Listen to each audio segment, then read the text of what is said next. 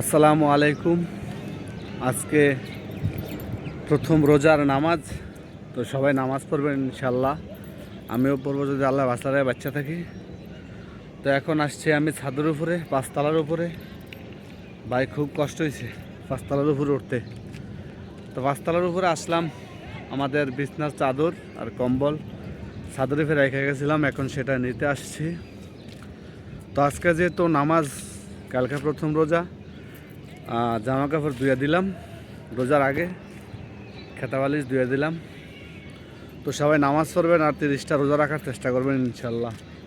তো আমি আছি পাঁচতলার উপরে, দেখেন আশেপাশে সব দেখা যাচ্ছে,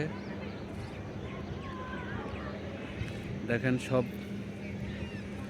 একেবারে ক্লিয়ারলি দেখা যাচ্ছে। তো সন্ধ্যাবেলা এখন মেবি 5টার উপরে বাজে। তো আমি আসলাম ছাদের উপরে জামা কাপড় নিতে, তো এখন নিয়ে চলে যাব। তো সবাই নামাজ পড়ার চেষ্টা করবেন, রোজা রাখবেন ইনশাল্লাহ। তো আজকের মতো এখানে শেষ। সবাই ভালো থাকবেন, সুস্থ থাকবেন। আসসালামু আলাইকুম।